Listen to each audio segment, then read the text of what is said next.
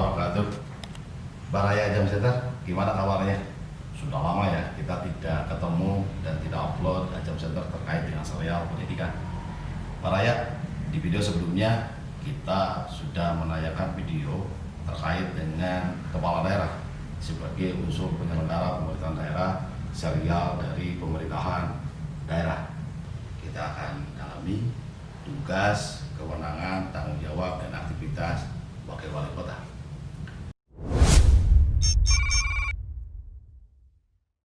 Wakil kepala daerah atau wakil wali kota memiliki tugas sesuai dengan Undang-Undang Nomor 23 Tahun 2014 adalah: 1. Membantu kepala daerah atau wali kota melaksanakan, memimpin pelaksanaan pemerintahan dalam urusan pemerintah daerah, mengkoordinasikan perangkat daerah dalam melaksanakan tugasnya, dan menindaklanjuti hasil temuan pengawasan dari aparat pengawas.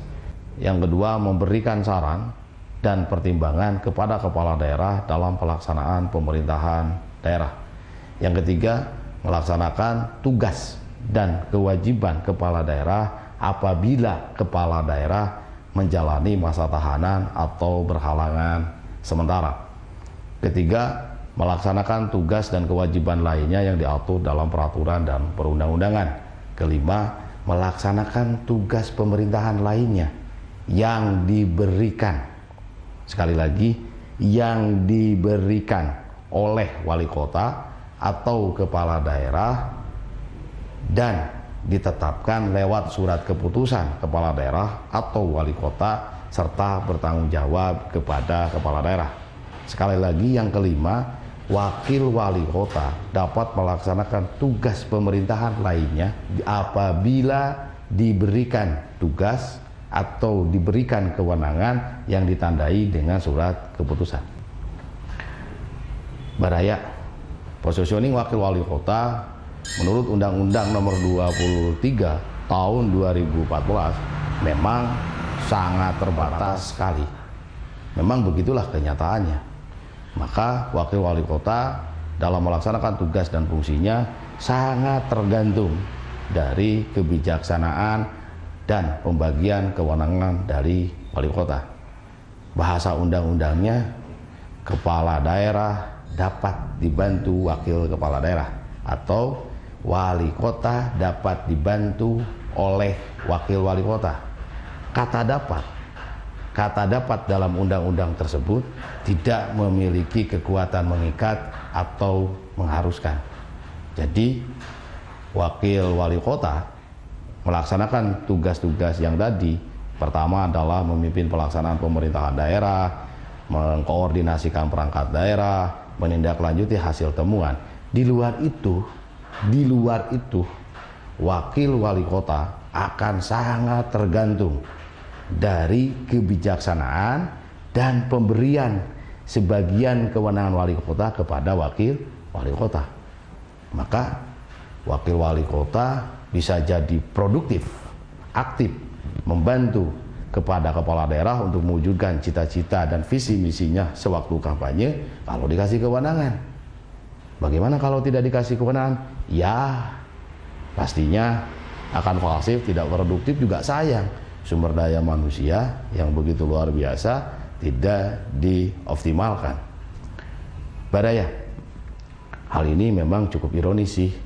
Ketika pilkada, mereka daftarkan pasangan. Visi misi yang mereka daftar sampaikan kepada KPU, sampaikan kepada masyarakat, visi misi bersama.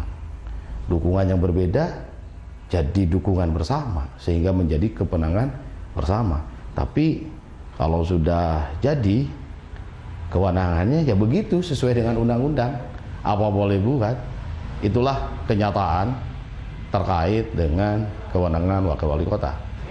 Baraya, daripada kita mubang, pusing membicarakan relasi antara masa pilkada dengan kewenangan yang dimiliki wali kota setelah jadi, mending kita jalan berkunjung ke rumah wakil wali kota, berdiskusi, melihat aktivitas wakil wali kota, dan kita korelasikan dengan kewenangan Undang-Undang Nomor 23 Tahun 2014. Tonton terus ya Baraya. Sekarang yuk kita jalan, kita berkunjung ke rumah Wakil Wali Kota.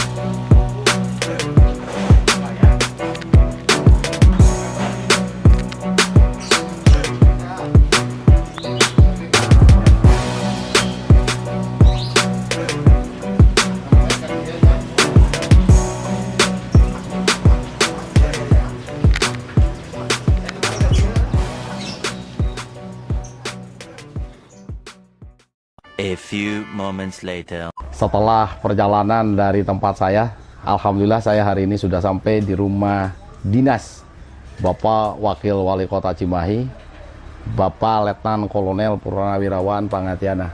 Assalamualaikum. Waalaikumsalam warahmatullahi wabarakatuh. Gimana kabarnya? Alhamdulillah Ibu, sehat. sama Dede, sehat. Sehat, anak cucu Alhamdulillah, sehat. Alhamdulillah. Raya, Pak Wakil ini sahabat saya, teman saya, sahabat saya. Pak Wakil Wali Kota Cimahi berlatar belakang tentara Angkatan Darat. Beliau cukup panjang sih perjalanannya sampai kemudian menjadi ajudan Bapak Luhut Binsar Panjaitan, yang lebih kita kenal adalah LBP. Tapi ada yang menarik, dulu 2017 saya sempat ngobrol-ngobrol, karena kebetulan adalah latar belakang saya santri, latar belakang saya juga adalah sebagai kader Nahdlatul Ulama. Beliau sempat bercerita ketika jadi ajudan Pak Luhut Binsar Panjaitan, pernah punya relasi, punya hubungan, punya interaksi lah, gampangnya interaksi dengan Gus Dur. Ya. Wah, ini yang paling menarik. Nanti kita dalami deh ceritanya. Jadi Gus Dur yang luar biasa terkenal, sangat dihormati, sangat ditazimi, mantan presiden, pernah mau pulang, Ya. pakai taksi nggak punya uang. Saksinya beliau, dan beliaulah yang ngasih uang ongkos buat Gus Dur pulang pakai taksi.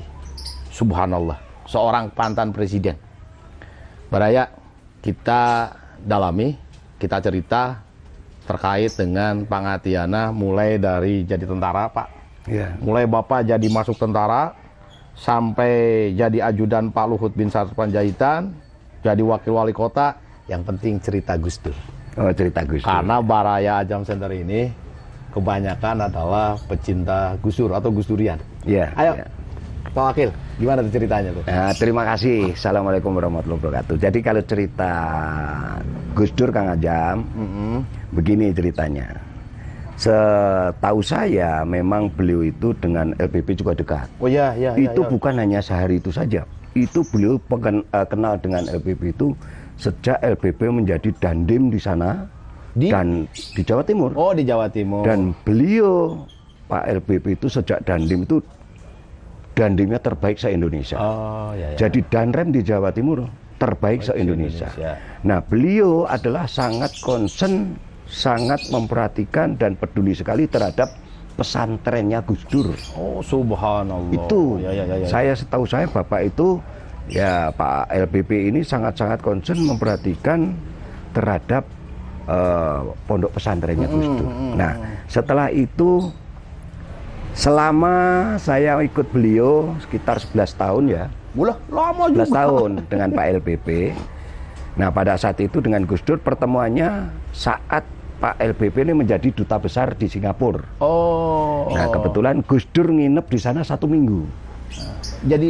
sudah jadi presiden belum Gus Dur? Belum. Oh, belum. Pada belum, saat itu Gus Dur belum jadi presiden. Ketua PBNU. Ya, Ketua ya, PBNU dengan Pak siapa tahu Menteri Luar Negeri dulu Pak Ali. Loh, saya lupa ya. Ya, Menteri Luar Negeri Pak Ali. Ya. Kemudian ada saudaranya juga. Pak Luhutnya sebagai duta besar di Singapura. Cerita lanjut. Sampai di sana saya lah yang mengawani, melayani Gus Dur pada saat secara itu. langsung. Secara langsung. Subhanallah ya. Beliau nginep di kediaman Pak LBP di Singapura di kedutaan. 1 minggu ya sudah kayak keluarga biasa antara LBP, Gus Dur. Kemudian saya melayani keinginan beliau sederhana sekali. Saya tahu persis Gus Dur itu sangat sederhana sekali. Ya. Makannya pun biasa, tidak aneh-aneh dan sebagainya lah. Saya tahu persis setelah itu. Nah, pada saat itu seminggu kembali ke Jakarta. Tahun berapa itu kira-kira? Itu tahun Reformasi sebelum reformasi ya? setelah reformasi. Oh, setelah reformasi. Ya, jadi 99 lah ya, 2000. 2000. Ya. Gus Dur jadi presiden 2001. Pernah ngajak ya? Kalau nggak salah Gus Dur ke LBP jadi kabinet. Nah, jadi pada saat dubes dulu. Salah satu dubes. Gus Dur itu kan ibarat saya kan tokoh ulama yang sangat sudah orang tua yang sangat luar biasa sesepuh. lah. Nanti kalau saya jadi presiden, yang akan saya ambil pertama jadi menteri adalah LBP. Bapak dengar itu langsung dari Dengar. Subhanallah, cerita ini. Dengar. Testimoni langsung dari saksi sejarah. Nah, pada saat itu di kedutaan Singapura. Padahal Gus Dur belum jadi presiden. Jaraknya sebulan. Ya Allah. Jaraknya sebulan benar-benar Gus Dur ternyata menjadi presiden. Dan LBP betul-betul sebulan diangkat jadi menteri ya waktu itu. Diangkat jadi menteri, baru 2 tahun menjadi dubes. Ya. Tariklah menjadi menteri di kabinet Gus Dur. Betul. Nah, selama perjalanan saya dengan beliau dengan Pak LBP ya baik-baik saja, dan bahkan saya sangat segan dengan beliau, kepemimpinan beliau. Dengan beliau itu sangat sosialnya terhadap tidak pandang bulu kepada siapapun. Ya. Walaupun itu pesantren, itu beda agama, tetapi sosialnya sangat besar. Ya. Saya tahu persis. Apalagi ibu. Ibu itu sangat memperhatikan, apalagi dengan orang-orang yang kurang mampu. Bahkan di Nias itu orang-orang Nias yang tidak mampu sekolah di Yayasan Del yang ada di Medan gratis. Saya tahu persis. Itulah sosialnya seorang Ibu Luhut. Cerita Ya. terkait Gus Dur bertamu pulang nggak ada ongkos, kalau Pangatiana yang bayarin itu. Nah, kalau gitu gini itu. Gimana ceritanya? Ceritanya Gus Dur sudah tidak menjadi presiden. Ya. Nah, setelah tidak menjadi presiden, ada pas ulang tahun Pak LBP. Betul. Beliau hadir, naik taksi. Ya Allah. Nah, begitu turun kan biasa kalau tamu-tamu kan mesti saya, karena sebagai sekpri bapak saya, kepala rumah tangganya pada saat itu, saya yang menerima. Begitu turun mobil saya buka, ditanya sama Gus Dur, "Kamu siapa?" Saya ngati anak Gus. "Oh, ajudan Pak Luhut ya?" "Iya Pak." "Iya Gus," saya bilang gitu. "Wah, saya ini nggak bawa duit, tolong bayarin ya taksi saya nak." "Oh siap," saya bilang gitu. Itu permasalahan. Seorang mantan presiden. Ya, naik taksi pada saat itu. Itulah kesederhanaan beliau, saya tahu persis. Allahu Akbar. Nah, kemudian pada saat kembali, karena sudah menganggap kayak saudara juga, turun, udah beres, sampai pulangnya juga begitu. Saya diperintahkan Pak Luhut juga, dan pernah waktu itu melihat ke kediaman beliau di pesantrennya yang dimana itu di Jakarta itu. Sampai beliau dulu memang tinggal di pesantren. Nah, tapi masih ingat saya, setelah jadi presiden tinggal di rumah Pak Ali yang dulu Menteri Luar Negeri. Rumahnya di dekat pesantren sana, saya tahu persis. Tinggal di situ, dan seorang Gus Dur dulu kendaraannya hanya Panther. Ya Allah, Panther. Mantan presiden. Subhanallah. Panther. Lah itulah seorang ulama yang patut ditiru dengan kederaannya, keterbuaannya seperti itu pada saat itu, sehingga satu persis karena ikut di sana. Ya Allah. Nah, dengan beliau ya mohon doa restunya Gus. mudah-mudahan kita berjalan dengan baik. Ya itulah kedekatan dulu dengan Gus Dur seperti itu. Subhanallah. Jadi Baraya, saya merinding Baraya karena saya Gus Durian, Pak. ya, Saya Gus Durian, saya pencinta Gus Dur. Dan saya beberapa kali main ke rumahnya karena wasilah sababiyah Kiai Syihab waktu itu. ya.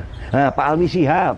Oh, Pak Alwi Pak Syihab. Alwi Syihab, Pak Menteri ya. Luar Negeri dulu. Ya, Pak Alwi, Pak Alwi Di Syihab. rumah Pak Alwi Syihab, ingat jadinya. Di rumah Pak Alwi Syihab tinggalnya dulu. ada yang menarik nih tadi yang sampaikan. Mungkin ini bisa jadi testimoni buat Gus Durian se-Indonesia. Ya, Pak Ngatiana ini wakil wali kota Cimahi yang menjadi saksi sejarah. Pertama, ketika Pak Luhut bin Sarpanjaitan menjadi duta besar Singapura, Gus Dur waktu itu belum jadi presiden dan nggak ada satu orang pun yang menyangka Gus Dur bakal jadi ya, presiden. betul. Karena PKB kendaraannya juga kecil waktu itu, bukan partai Ya. pemenang. Ya, Dan Gus Dur berkunjung ke Singapura, Baraya. Setelah berkunjung ke Singapura, ketemu dengan Pak Luhut bin Sarpanjaitan, Ya. menyampaikan ke Pak Luhut, kalau saya jadi presiden, Pak Luhutlah yang pertama akan saya ajak jadi menteri. Dan pasti nggak percaya waktu itu, Iya. masa iya bisa jadi presiden. ya betul gitu. Dan ternyata sebulan setelah itu, Gus Dur jadi presiden. Ya. Dan Pak Luhut diajak. Yang kedua, yang catatan Gang Dua yang luar biasa, Pak Wakil kita ini punya kedekatan dengan Gus Dur, perjalanan dengan Gus Dur, dan itu barokah, Pak. Ya, Berkah luar biasa. amin. Seorang waliullah, ulama besar, pemimpin ulama se-Indonesia, Ya. organisasi terbesar di dunia. Setelah tidak jadi presiden, Gus Dur sempat menghadiri ulang tahunnya Pak Luhut bin Sarpanjaitan. Ya, Mantan presiden naik taksi dengan kesederhanaannya, ya, nggak bawa duit, dan Pak Ngatiana lah yang membayarkannya. ya, Beliau inilah yang uangnya pernah keluar untuk membayar ongkos Gus Dur. Ya Allah, ya Rabb, subhanallah. Merinding saya, Ya. luar biasa. Pak, kedua nih Pak, saya ingin cerita. Pak Ngatiana ini juga sosok tentara yang punya kedekatan dengan para habaib, para ulama, para kiai, para dai. Saya ingin konfirmasi aja. ya, Saya pernah bertemu, ngobrol dengan Dai Hariri, Kiai Haji Hariri Abdul Aziz. ya, Kiai Haji Hariri Abdul Aziz pernah bercerita ke saya. ya, Pernah bercerita waktu itu bikin kegiatan pengajian di Cipageran di tempatnya Pak Ngatiana. ya, Kemudian waktu itu entah saya lupa lah, masjidnya nggak ada airnya atau perlu dikunci. Dai Hariri pingin ke air, dan Pak Ngatiana dengan sigap ngambil air entah dari mana satu ember. Ya, Baraya yang saya ingin ceritain bukan ngambil air bawa airnya. Yang ingin saya ceritain bagaimana sosok seorang tentara aktif, perwira menengah, ada mahabbah, ada kecintaan Ya. kepada para ulama dan para kiai. Dan itu saya dapat cerita itu adalah dari Dai Hariri. Maka sejak itu Ajengan Hariri meminta Pak Ngatiana menjadi pembina Majidah betul. 9 di Cimahi dan mengalami kejayaannya. Ya, Dan itu pernah saya ceritakan juga ke saya. ya, Kejayaan waktu itu ingin diulangi lagi. Bagaimana kegiatan pengajian dari tempat ke tempat. Ya, Mudah-mudahan nanti dengan Pak Ngatiana ya, Alhamdulillah. disupport bisa lagi ngaji muter. ya. Mudah-mudahan COVID segera selesai. COVID bisa setelah ngaji. selesai nanti gerakin lagi pengajian. Ya. Itu ceritanya gimana itu? Oh. Ceritanya gimana? Wah, ini cerita Ini orang harus tahu, Pak. cerita Orang harus nostalgia tahu. ya, cerita nostalgia. Kalau memang dengan Kiai Haji Ustadz Hariri, Ya, itu begini ceritanya. Pada saat itu Majidah 9 ini kan sudah dibentuk. Setelah dibentuk di Cimahi, mengadakanlah tablik akbar. ya. Kebetulan saya juga sebagai panitianya di situ. Dan saya ditunjuk dijadikan sebagai penasihat di Majidah 9 Kota Cimahi. Di antaranya adalah presidennya adalah Kiai Haji Hariri itu. Kemudian karena merasa walaupun saya seorang militer dan saya berpangkat perwira menengah, Ya.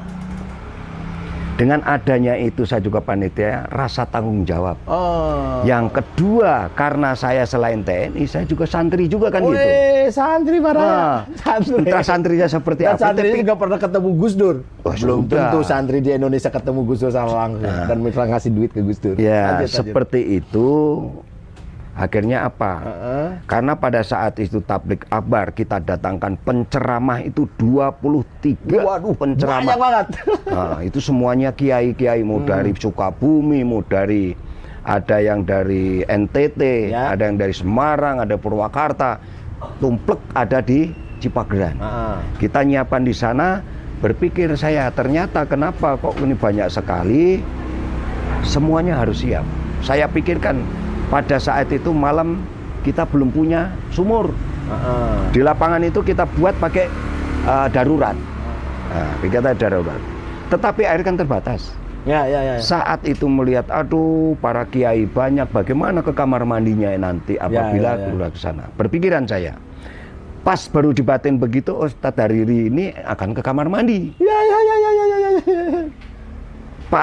Pak Ustadz, Pak Kiai, tolong tunggu sebentar, tahan sebentar.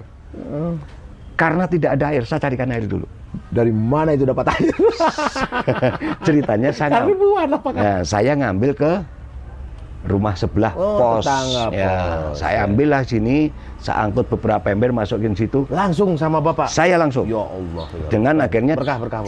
Tolong dibantu yang lain ini supaya dipenuhi air. Sehingga para penceramah nanti kalau buang air kecil tidak kesulitan. Ya. Begitu saya dulu sama bawa air, akhirnya diisilah semuanya. Nah, disitulah Ustadz Hariri itu terkesan, tersentuh loh. Seorang pamen, tapi latar belakang kan militer. Ya. Tapi kok seperti itu? Tapi ya gunakan saya ini kan santri. Ya. Kan gitu. Jadi Pak sama Pak, saya jadi anggota dewan, jadi apa-apa, kalau balik ke Kiai saya santri Pak. Oh iya gitu. Sama, saya juga khodam pembantunya. Tidak boleh dilupakan. Berarti sama-sama santri karakternya. Itulah ambil kita syafaatnya kan gitu ya. Luar biasa. Akhirnya para kiai, ada Habib dan sebagainya banyak. Ternyata pada saat itu bisa berjalan dengan lancar. Jadi tidak ada kesulitan walaupun ya memang darurat di lapangan. Kita membuat MCK lapangan sederhana, akhirnya ngangkuti tadi. Pas itu kebetulan. Sampai sekarang Kiai Haji Ustadz Hariri tidak akan terlupakan dengan saya. Betul Pak. Betul Pak itu Pak. Gini Pak.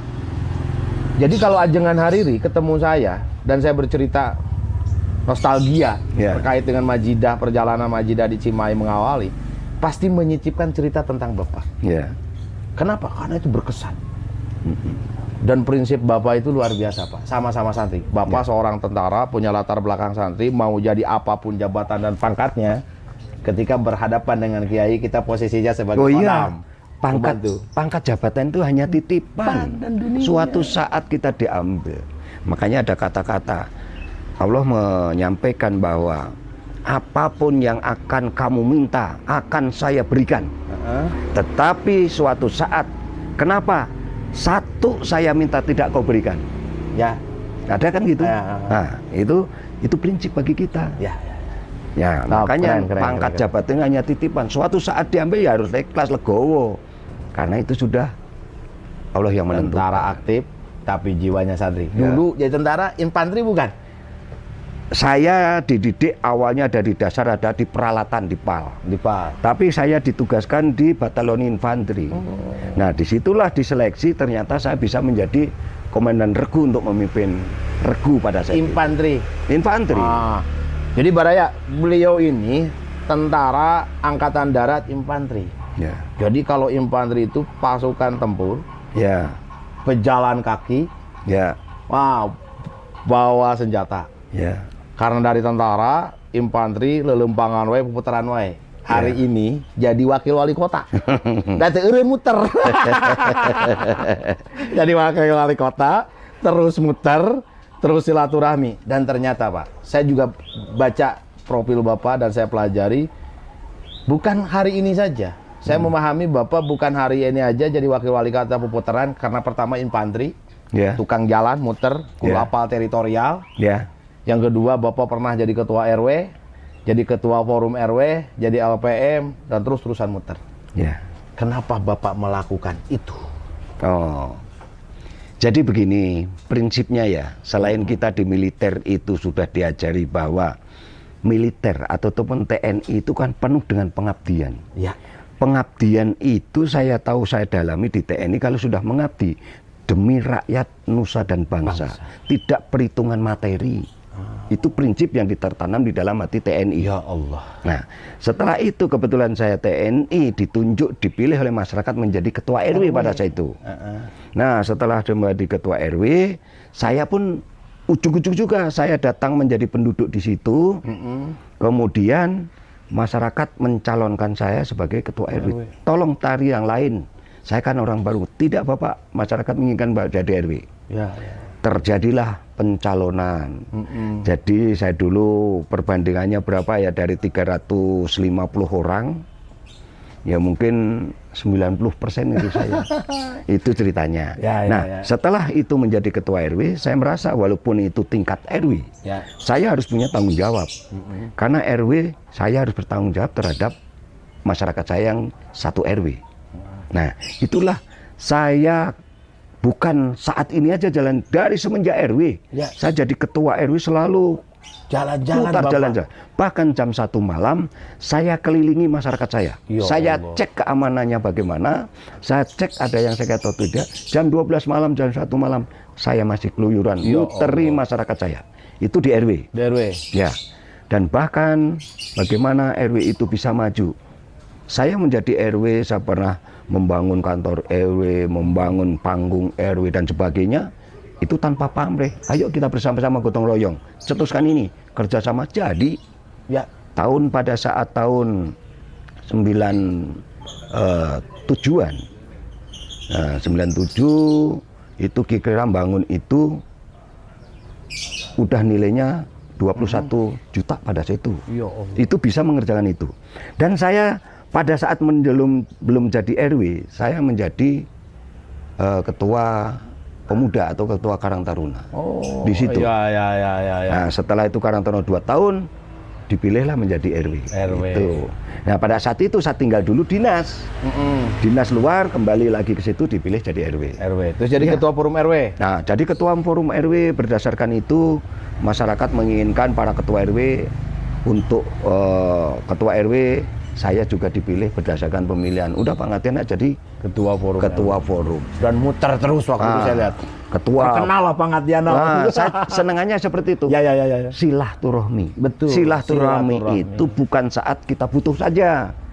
Silaturahmi itu kapan saja, di mana saja, dan tidak ada implik-implik yang lain. Betul. Karena mencari saudara, silaturahmi itu memperbanyak saudara. Itu pada saat forum sampai kita kuasai. Nah, kemudian tadi disampaikan ketua LPM. Saya ketua LPM adalah merupakan mitra daripada lurah atau kelurahan. Sehingga apa yang bisa kita perbuat di kelurahan, salah satunya memimpin rencana musrenbang dan sebagainya. Kita merencanakan buat musrenbang, nanti kita kawal sampai tingkat kecamatan, tingkat kota. Kebetulan saya dipercaya untuk mengawal ke sana. Dan alhamdulillah saya juga pada saat itu jadi LPM, walaupun dengan keterbatasan anggaran dulu, tetapi saya yang masih teringat, saya adalah membuka jalan itu 3 kilo dari RW 19 sampai RW 21 di Kelurahan Cipageran di Cileweng. Saya kerahkan pada saat itu, saya membawa TNI 75 orang, 3 truk saya bawa, semua nyangkul membuat jalan. Akhirnya tembuslah sampai sekarang itu jalan bisa dipakai. Kenapa tembus? Kenapa timbul seperti itu? Yaitu pada saat dinas, saya melihat orang tua yang sudah kakek-kakek memikul sayuran. Ya Allah. Yang ada di dekat Puri Cipageran sana. Orang tua itu mikul mau. Akhirnya saya datangi, saya hentikan. Kek mau kemana? Mau dibawa ke pasar antri, Pak. Loh, jualan di sana, Kek? Iya. Kakek dari mana? Saya dari RW 21 sana. Wih, jauh ini. Nah, di situ. Sudah, kakek naik mobil saya. Saya dinas di Pusenip di Bandung. Saya naikkan barangnya, kakeknya saya naikkan mobil. Saya anterin ke pasar antri. Khairun nas anfa'uhum binnas. Disitulah dalam pikiran, dalam benak saya keluar. Betapa jauhnya orang sudah tua masih berusaha mikul sampai dengan pasar antri. Setelah saya cek di sana, ternyata jalannya tidak bisa dilalui mobil. Ya sepantasnya kalau jalan kaki. Disitulah tumbuh pikiran saya. Bagaimana ini? Saya sebagai LPM. Akhirnya saya menghadap Pak Ito pada saat itu. Pak Ito kebetulan Pak Wali Kota tahun 2006 lah gitu ya. Saya ngadep beliau. Dialah di ACC. Dibuatkanlah jalan itu tembus, dibelikan batu-batu. Ya. Jadi setelah kita buka, akhirnya dibantulah untuk pengerasan dengan batu sepanjang 3 kilo. Yo. Saya pada saat LPM itu, kenapa pikiran ini tadi, biar masyarakat itu, petani yang di sana kalau menjual hasil taninya tidak perlu jalan kaki. Betul. Bisa dan naik meningkatkan kolbak. produktivitas dan ekonominya. Alhamdulillah itulah bisa keluar dan sampai saat ini bisa dinikmati oleh masyarakat. Saya bingung harus ngomong apa ini Pak Raya. Jadi ya begitulah. Yang lahir dari hati, Ya. bukan karena kepentingan dan kebutuhan, Yang penting maka juga akan keikhlasan. dirasakan oleh hati. Keikhlasan. Ya, Ya, itu yang penting. dari hati ikhlas, diterima dengan ikhlas. Jadi jangan lihat sekarang keluyuran. Dari dulu bro keluyurannya karena Ya. infanteri sih. Pasukan jalan kaki. Pasukan jalan kaki karena infanteri. Ya.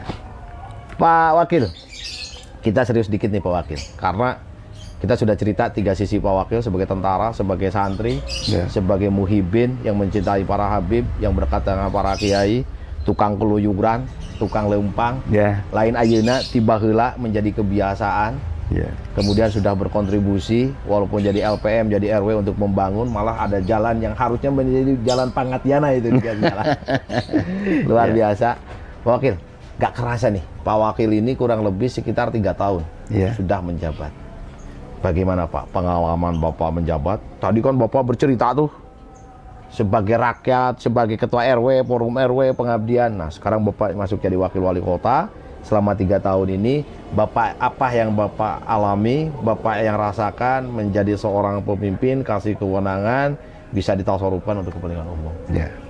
Gimana tuh Pak? Ya, terima kasih.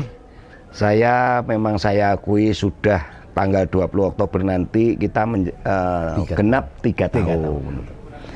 Ya, kepada masyarakat, ya terima kasih bahwa masyarakat mempercayai kepada saya. Ya. Tetapi saya juga tahu organisasi, pengalaman di organisasi. Semua itu kan kita ada pimpinan. Oh iya. Kita harus loyal. Gimana keputusan semua hanya satu adalah pimpinan. Ya. Dan saya hanya sebagai wakil. Tentunya keputusan ataupun kewenangan dan sebagainya semuanya terbatas. Ya. Sehingga saya yakin semuanya adalah di pimpinan. Ya. Sehingga saya mendampingi beliau sebagai wakil, ya yang bisa kita lakukan kita lakukan. Ya. Tergantung diperintah dan dipindah. Tergantung. Kalau Ya, saya ya. pengalaman di organisasi TNI Ya. sudah tahu persis. Susah sih kalau orang yang sudah mengerti organisasi. Ya. Yaitu ya kita menjaga kondusivitas saja. Tapi saya sampaikan kepada masyarakat, mohon maaf kepada seluruh masyarakat bahwa bagi saya pribadi belum bisa berbuat apa-apa terhadap masyarakat. Saya belum sedikit apanya istilahnya, belum seberapa keinginan konsep-konsep itu yang berlatar belakang untuk masyarakat. Ya. Mudah-mudahan sisa waktu yang 2 tahun ini bisa dilaksanakan oleh pemerintah Kota Cimahi. Amin. Amin. Ya, sekali lagi kalau memang belum selesai semua, yaitu yang terjadi di Kota Cimahi. Ya, kami kan mendorong saja. Betul. Jadi kalau yang lain-lain dan sebagainya, ya itu pemerintahlah Kota Cimahi, kan gitu ya. Pak Ngajani, di prolog saya sudah cerita terkait tugas wakil wali kota sesuai dengan Undang-Undang Nomor 23 2016. Jadi saya cerita di prolog itu, Pak Wakil ini bisa melaksanakan urusan pemerintah lainnya kalau diberi tugas dan kewenangan Ya. oleh wali kota, ditandai dengan surat tugas. Kalau nggak dikasih ya, Loh, ya namanya kita ini kan wakil. Iya wakil. Kalau ada perintah, yuk kita laksanakan semampunya dan semaksimal mungkin. Betul. Kan gitu ya. Itu harus kita akui bahwa kita harus loyalitas itu harus Loyalitas terhadap pimpinan. Dan mensupport, mendukung pimpinan. Ya. Karena cita-citanya sama kan untuk mengabdi kepada masyarakat. Pak, gitu. sebelum yang terakhir nih Pak, apa yang Bapak bayangkan dan inginkan tentang Kota Cimahi dengan segala keterbatasannya Pak? Cimahi kan tidak memiliki resources kecuali manusia. Ya.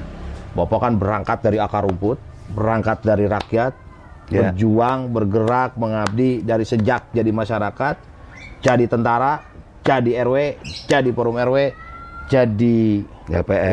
LPM, jadi wakil wali kota, tahu dengan segala persoalan yang ada di Cimahi, Ya. dan merasakan apa yang dirasakan oleh rakyat, apa yang dibayangkan, yang diharapkan oleh seorang Pangatiana Ya. tentang Cimahi?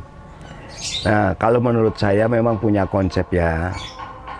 Kota Cimahi ini kan hanya 3 kecamatan. Ya. Hanya 40,25 km ya. Nah, jadi 40,25 kilometer. Sehingga isinya pun hanya 3. Salah satunya adalah industri, pemukiman, dan Yes. sebagian besar adalah Tentara. TNI. Nah, disitulah kita mengelola 3 ini. Bagaimana Cimahi ini? Kalau sumber daya alamnya tidak ada, sumber daya manusia dong. Sehingga manusia yang ada di sini harus jangan berhenti putus pendidikan khususnya. Ya. Tidak ada masyarakat kota Cimahi yang putus sekolah. Kalau misalnya keinginan, itulah yang harus kita perhatikan. Memodali kepada anak-anak kita untuk tidak putus sekolah.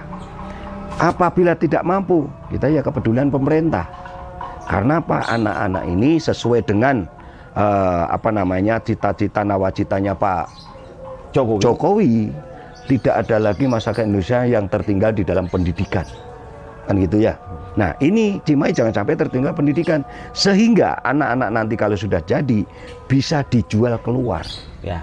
Sehingga orang Cimahi jangan punya keinginannya di dalam saja, Punya daya tawar. Daya tawar kita jual Kualitas. keluar dan sebagai petarung-petarung di Ya, di luar. Sehingga saya yakin dan saya percaya orang-orang Cimahi banyak yang pintar, pandai-pandai, semuanya keluar dari Cimahi. Ke Bandung orang Cimahi. Masih diperhitungkan orang-orang Cimahi ini oleh daerah luar. Karena orangnya, waduh, jenius gitu loh. Ya, Nah, ini orang Cimahi. Kemudian mengenai Cimahi ini, kita harus selalu banyak berkoordinasi. Itu tadi, bagaimana menata wilayah, karena ini ada pemukiman yang sangat padat, Ya. bagaimana ini ada industri yang begitu banyak, bagaimana ini TNI, semuanya adalah koordinasi. Koordinasi semuanya. Kemudian meningkatkan ekonomi masyarakat, ya yang bisa dinikmati masyarakat. Kalau Cimahi mungkin bidang kuliner, di mana kita ditata, di mana kita tempatkan kuliner yang merupakan pusat ekonomi masyarakat kota Cimahi. Kita panggil penghasilan dari luar, taruh di sini. Ternyata di sini pusat kuliner, walaupun tidak membuat, tapi tempatnya pusat di Cimahi. Nah, itu dikelola, ditempatkan satu tempat, itu akan menarik Pak Wakil, wisatawan. kita rehat dulu bentar, Adan ya. Ya, Kita lanjut masih. bentar. Baraya, kita rehat adzan maghrib dulu sebentar. A few moments later.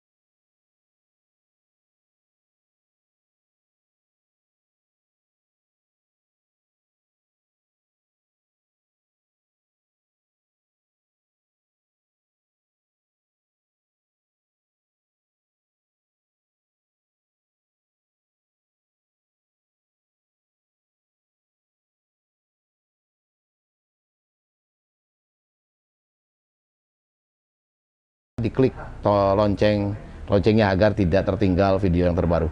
Terima kasih. Wallahul muwaffiq ila aqwamit thoriq. Assalamualaikum warahmatullahi wabarakatuh. Waalaikumsalam warahmatullahi wabarakatuh. Atur nuhun. Sami-sami Mas Sami Pak.